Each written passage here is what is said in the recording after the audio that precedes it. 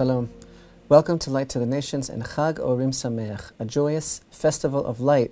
Chanukah, the joyous holiday, is called the Festival of Light.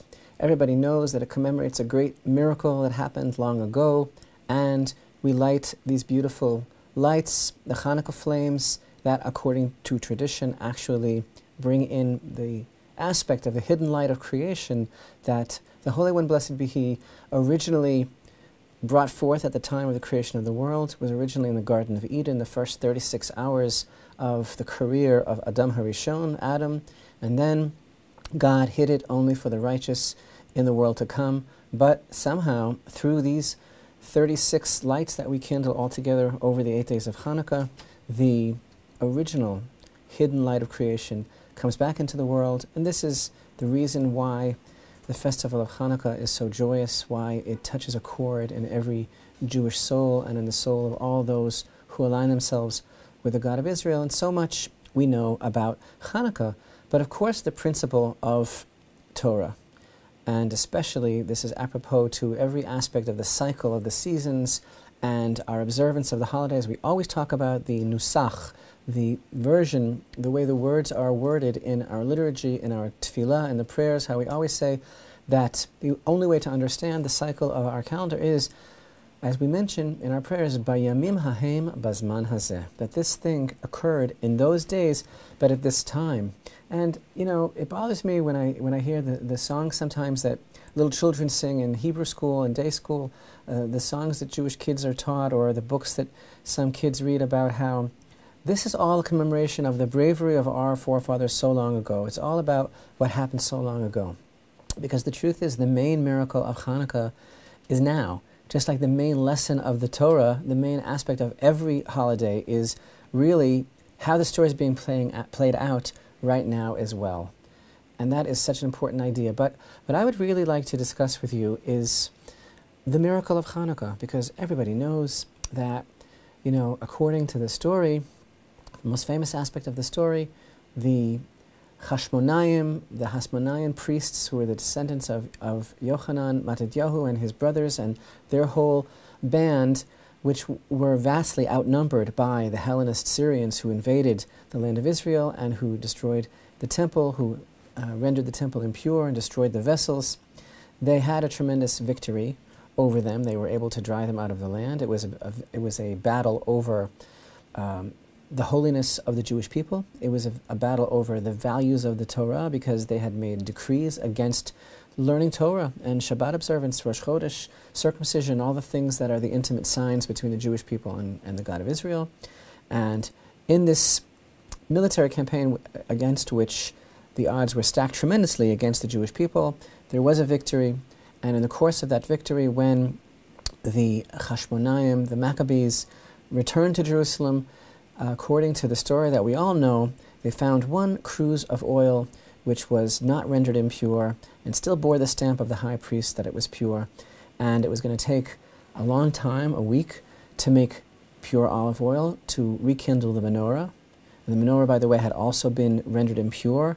Most of the vessels had been destroyed, and the altar had been rendered impure. Everything had to be done all over again. A new menorah had to be constructed, but this cruse of oil lasted for 8 days. And everyone considers that that is the major miracle of Hanukkah, the holiday that we've been celebrating now for over 2,000 years. So what we really want to understand is, what is the nature of this miracle?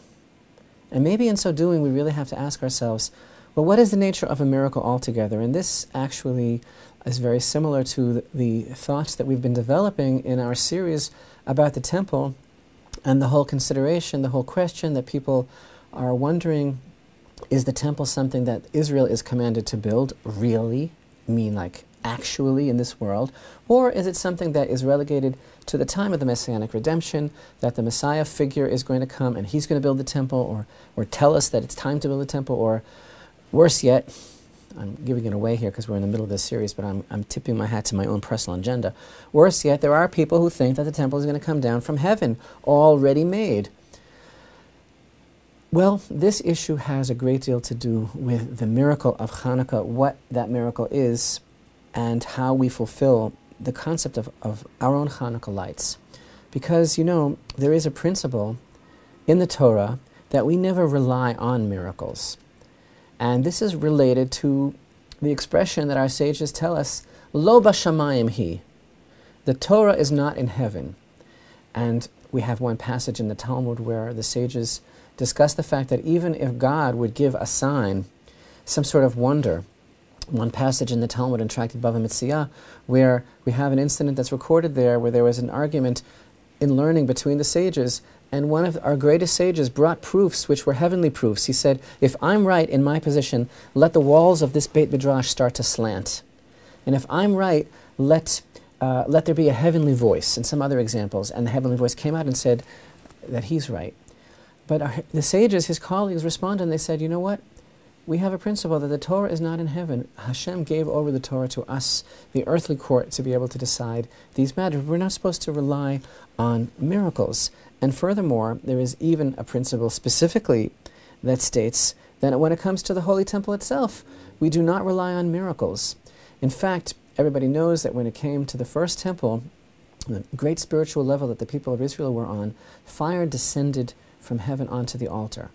However, it was still necessary for fire to be brought from regular, conventional kindling, because the fire had to also be from human agency, because in the temple as well, we do not rely on miracles. This is a basic principle. Ein somchin al hanes. Just like we say that lo b'shamayim hi, that the Torah is not in heaven, so too, we do not rely on miracles in the temple as well. And if that's the case, and this principle, that even in the temple we don't rely on miracles, actually, you can see this reflected in the Talmud and Tractate Shkalim, in chapter 6, and in Mishnah number 3. So if that is the case, what then is the nature of the miracle of the cruse of oil in the Holy Temple on Chanukah? And how is it that they were able to use this oil if we don't rely on miracles, if that's the whole nature of the miracle?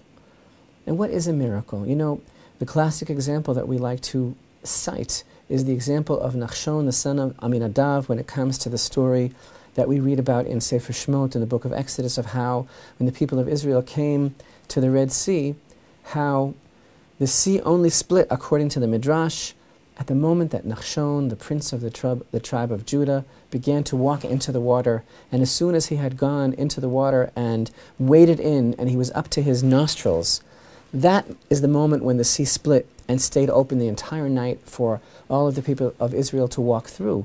Because yes, Hashem makes miracles, but only after we have done everything possible to make that miracle validated, to give Hashem a reason to change the laws of nature, to give Hashem a sign of life that we are interested in Him.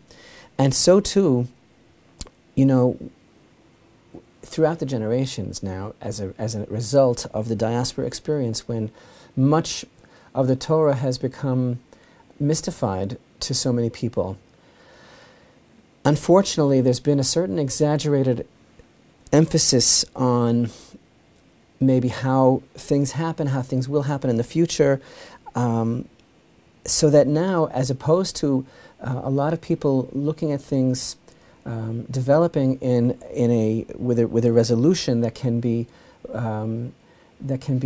accommodated through our own human agency, people are looking to miracles to happen. It's the same thing as we're discussing regarding the concept of the temple. Instead of thinking that this is something that we can do, people are waiting for a miracle. Instead of thinking that people can come right now home to Eretz Israel, where the Jewish people belong, people are saying, well, when the miracle of the redemption happens, that's when we're going to come to the land of Israel as well. And unfortunately, this has a way of limiting and diminishing our faith in our own obligation to observe and to fulfill the commandments of Hashem, because we're kind of throwing it on Hashem Himself. You know what? When you do a miracle, I'll be ready. Like, when you're interested, call me. But that's not the way it's supposed to be. We're supposed to be the ones that are doing the mitzvot. And on the other hand, when we realize that our obligation is to follow the mitzvot of Hashem, to follow the commandments, then we stop kind of anticipating the miracles, because we realize that it's really up to us, that every person has the obligation to make the miracle happen. So, there were a number of aspects of the story of Chanukah, and everyone's familiar with the cruse of oil. And isn't it interesting that this happened in the Holy Temple, that the Kohanim in the sanctuary found this cruse of oil? And if the miracle was so important for the entire house of Israel to be aware of, why is it, and we're going to see soon that it's actually very underemphasized in some ancient sources that are important resources for our learning about the nature of the holiday of Hanukkah. If the miracle was so important, why wasn't it something that jarred the entire nation immediately? Why wasn't it something that was readily accessible? The only people who were able to see that cruse of oil were a select group of Kohanim, because the rest of Israel wasn't even able to enter into that part of the temple. Do you hear the question? Yosef, do you hear the question? This is really interesting, because if it was such an important part of the experience of Hanukkah, why was it intimate? Why was it kept under wraps? Why is it something that was only seen by the Kohanim in the temple? I think the answer is very practical. The Kohanim, the Hashmonayim, who were leading the revolt and the battle against the Hellenist Syrians, they were military commanders, in addition to being the Kohanim in the Holy Temple. And this was a long and bloody war, which extended 25 years. 5 of those years after the miracle of Hanukkah, the war kept on going. And do you know that hundreds of thousands of Jews were killed? It was a very horrible, bloody battle. And they were fighting over their rights to be Jews in the land of Israel, and to keep the Torah, and to educate their children in the knowledge of the God of Israel, and for Jewish sovereignty over the land of Israel. This is why they were fighting. And every day, picture the scene for a moment, that in the HQ, where these military commanders, who happened to be the Kohanim in the Holy Temple, they were leading the battle, and every day into their HQ poured reports of casualties. Today, 10,000 Jews were killed. Tomorrow, another 12,000 Jews were killed. And they're dealing with this horrendous situation, and they know that they're doing the right thing. They hope they're doing the right thing by leading this battle, and they're wondering, are we really doing the right thing for our people? Is this really what Hashem wants? Does Hashem really want us to risk it all, to drive the invaders out of the land, to purify the temple, and to resume the divine service? And Hashem gave them a very intimate sign, a very intimate nod, almost like a kiss from heaven. This sign, the cruse of oil, was specifically meant for them to see as the Kohanim, because they were the leaders of the battle, and that's why it happened in such a way that it would come to their attention as Kohanim in the section of the temple where they were active, because they needed to know, they needed a sign, they needed a confidence-building measure from the Creator Himself that they were doing the right thing in risking it all, and in all of the terrible casualties that were being racked up on the people of Israel. And Hashem was basically indicating to them, yes, this is my will. My will is for you to continue cleansing the land of the invaders. And this was really kind of a very positive and very moving testimony for them of Hashem's will in the battle.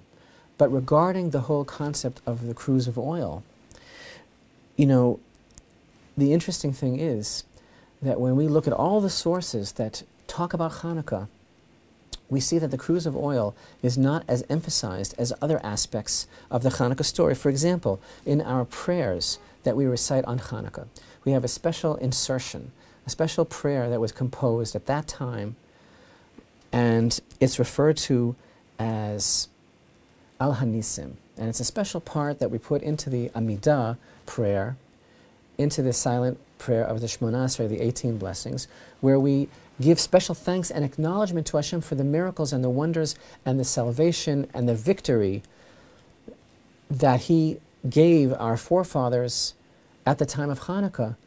And this prayer does not mention the oil, the Pach Shemen. It does not mention the oil at all. It only mentions the military victory. Not only this, there is also a special, beautiful prayer that we recite when we light the candles themselves. And that prayer is called Hanerot Halalu. And we count as we say this prayer, as we kindle the flames.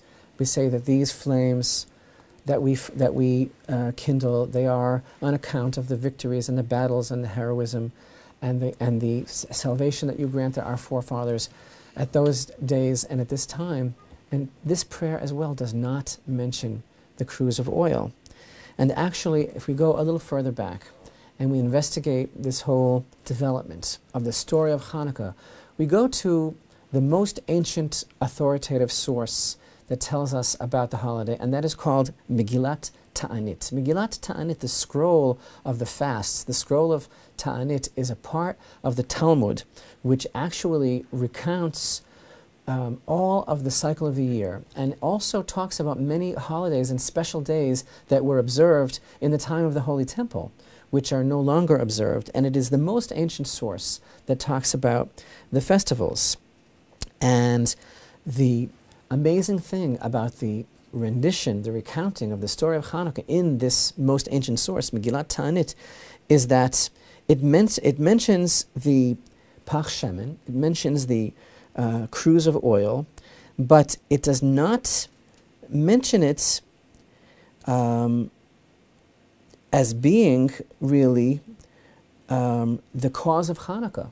It does not mention it as being the main significant event in the holiday of Chanukah. In fact, the sages in Megillat Ta'anit only state that on account of the fact that they found this cruse of oil, there was a special decree that was made regarding the 8 days of Hanukkah that one should not deliver a eulogy during these days. In other words, these days should be considered to possess a certain aspect of festivity. And during a festival, we have a prohibition against eulogizing. So, because of the revelation, the finding of the cruse of oil, we do not eulogize during Hanukkah. But that is the only thing mentioned in the Megillat Ta'anit regarding the cruse of oil, that these are not days for eulogy.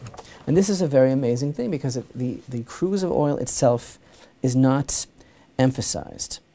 Moreover, our sages actually add another 2 aspects of observance regarding Hanukkah, which correspond to 2 other events.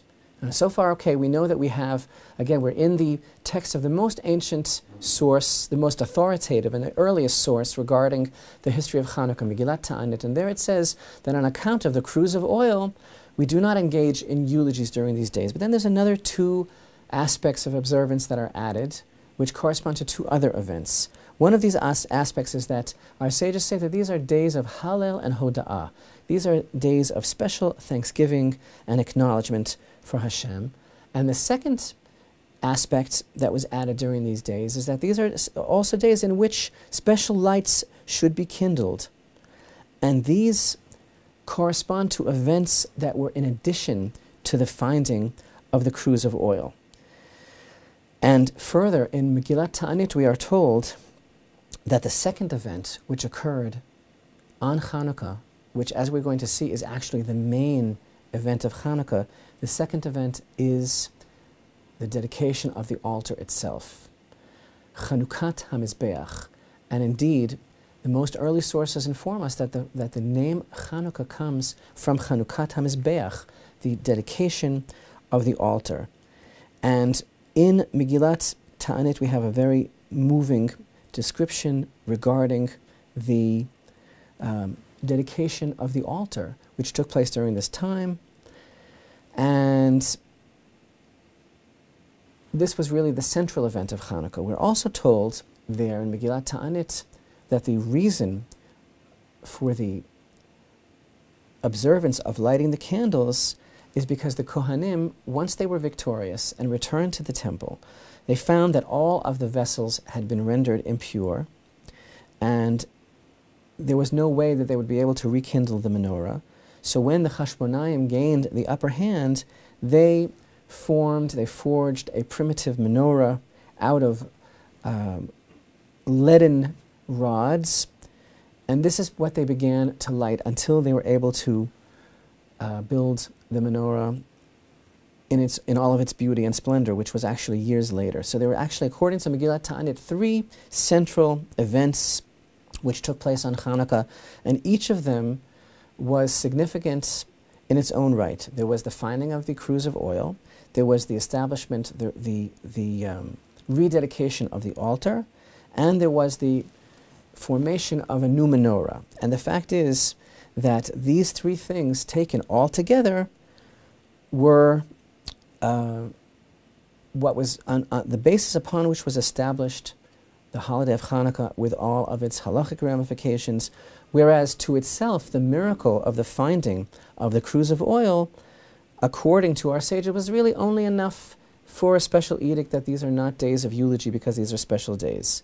Actually, what happened was that our forefathers, the Chashmonaim, were necessitated to take the entire altar apart and to basically gonez, the expression is geniza, as we learnt in the Rambam, they needed to hide the stones from the altar because they had been sanctified, but they were totally sullied, they were rendered impure by the invaders, so they took the altar apart and they rebuilt the altar from scratch.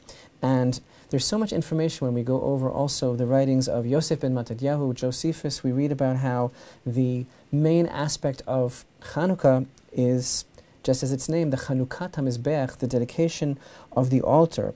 And actually, we understand that there are several different things going on at once. As we mentioned in the prayers of thanksgiving and acknowledgement for Chanukah, we mentioned the wonders and the deliverance and the wars, but we do not mention the miracle of the cruse of oil, which lasted for 8 days. Also in the prayer of Al Hanisim, we do not mention the cruse of oil. From the words of our sages in the scroll of Ta'anit, Megillat Ta'anit, we see that there were 3 central events that took place on Chanukah, and corresponding to each one of these things, there was a different takana, a different edict that our sages made. There was the finding of the cruse of oil, and regarding that, our sages made an edict that these are not days of eulogy. Regarding the establishment of the altar, our sages established the 8 days of thanksgiving. And regarding the construction of the menorah anew, our sages established the lighting of the Chanukah flames. However, they did not establish an observance directly related to the oil which lasted for 8 days. And essentially, what we begin to understand is that the major aspect of the miracle of Chanukah was the fact that the Jewish people were able to rebuild the altar, to dedicate the altar anew, which was a direct result of the military campaign, which was waged with tremendous sacrifice, tremendous bravery, tremendous courage. And as we mentioned, the intimate sign really that Hashem himself was giving the Kohanim, who were also the military leaders, that indicated to them that they were doing the right thing, that they should continue. The miracle reached its climax in the resumption of the divine service, in the building of the altar, and the rededication of the altar, so that the most famous, ironically, part of the story of Chanukah, the most famous aspect of the miracle, which is the cruse of oil, was merely an indication of the true miracle of Chanukah. And the true miracle of Chanukah is that the Jewish people were able to stand up with bravery and courage and determination to their enemy and say, this is our land, this is our temple, this is our Torah, this is our culture of Torah, this is the house of the God of Israel, these are our children, this is our future, and we will not tolerate you attempting to destroy it. That was really the miracle, and this is the whole beauty of the concept of Bayamim Hahem Bazman Hazeh, in those days, but at this time, because we're facing the same challenges today. And Hashem also has his way of showing us his sign as well, to know that we're doing the right thing. So the cruse of oil, the Pach Shemen, which lasted for 8 days, was an indication of the justice of the cause, of the fight for purifying Eretz Israel, and for rebuilding the temple, and for the future of our children, and for the Chanukah HaMizbeach, the dedication of the altar, which is really the main aspect of the Chanukah miracle. No wonder really that our sages of that generation did not emphasize the miracle of the cruse of oil, because we don't want our children to learn the wrong priorities. We don't want to overemphasize Hashem's intervention. Where would the story of Chanukah be if it was only for the cruse of oil and not for the battle, and not for the Jews who risked their lives to drive the enemy out of the land of Israel? So the cruse of oil was like the icing on the cake, like the cherry on top of a process, a historical process in which the Jewish people were involved to show Hashem, like Nachshon, that they would wade into the water, that they would do their best. And you know what? That's the real miracle, that the Jewish people did the right thing. That's the real miracle, that the Jewish people were able to make that stand and arrive at Chanukah, Chanukat HaMizbeach, to rededicate the altar. And that's why the emphasis in all of our prayers is actually on the dedication of the altar. Light to the Nations is produced by the Temple Institute in the Marty Morrell Studios in Jerusalem, Israel. Dedications can be made for upcoming Light to the Nations teachings. To make a dedication, please visit templeinstitute.org, go to the multimedia section, and click on Light to the Nations. Or you can email media@templeinstitute.org. Your dedications help make these productions possible.